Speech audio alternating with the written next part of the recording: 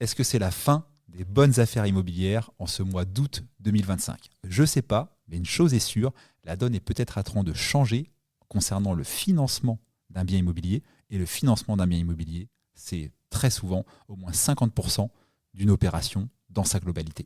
Ce qui me donne l'envie de cette vidéo, c'est un échange que j'ai eu récemment avec 2 professionnels du financement, mais aussi ce qu'on peut lire, commencer à lire un peu partout sur Internet en ce début du mois d'août 2025.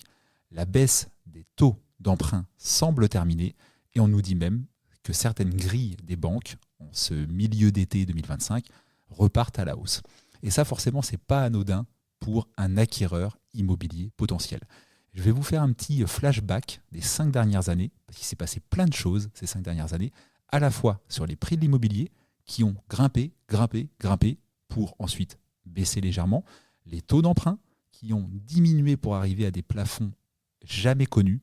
On a des personnes qui ont emprunté à moins d'1%, et j'en fais partie en 2020, et qui depuis ont remonté, etc.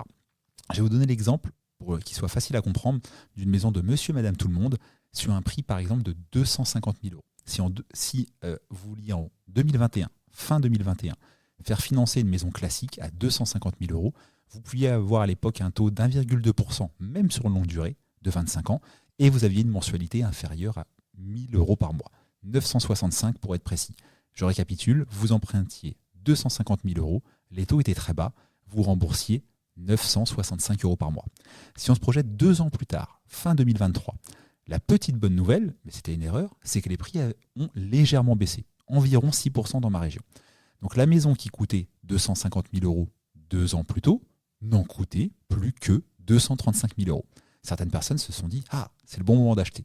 Sauf qu'entre deux, les taux avaient monté énormément pour dépasser les 4% sur 25 ans. Et là, c'est plus du tout la même chanson. Parce que la mensualité de 965 euros, elle passe à 1280 euros. Ça illustre comme l'importance des taux immobiliers sur une opération globale. On a un bien immobilier en 2 ans qui a perdu 15 000 euros de valeur, donc qui coûtait 15 000 euros de moins à l'acheteur, mais qui représentait sur un financement 315 euros par mois de plus. C'est énorme. On se rend tous compte ce qu'on peut faire avec 315 euros par mois de budget supplémentaire, vacances, loisirs, plaisir aux enfants, etc. Et si on se positionne maintenant, au mois d'août 2025, au moment où j'enregistre cette vidéo, la bonne nouvelle, c'est que les prix de l'immobilier n'ont plus trop bougé. Après avoir beaucoup monté jusqu'à la période Covid, après avoir baissé à la période post-Covid, ils sont stables. Grosso modo, c'est le cas dans ma région. Et par contre, les taux d'emprunt, ils ont perdu plus d'1%. En ce moment, on peut raisonnablement espérer avoir une mensualité de 3,1-3,2% sur un emprunt de long terme de 25 ans.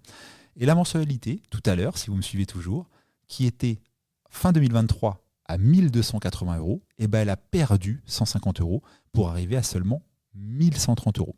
Tout ça pour vous dire qu'on est dans une période relativement équilibrée en août 2025 avec des prix de l'immobilier qui ne sont pas à leur plus haut et des taux d'emprunt qui ne sont pas à leur plus haut. Donc ça peut être un bon moment pour envisager de concrétiser un achat immobilier, mais également de vendre, parce que quand c'est le bon moment pour acheter, c'est souvent aussi le bon moment pour vendre.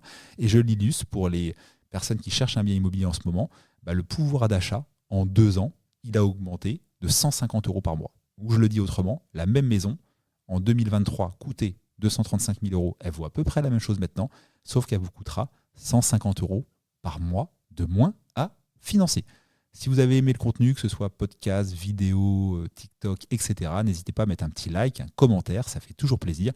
Et à suivre la chaîne Visit & Co sur toutes les bonnes plateformes, toutes les bonnes crèmeries pour avoir de l'info immobilière. Ciao!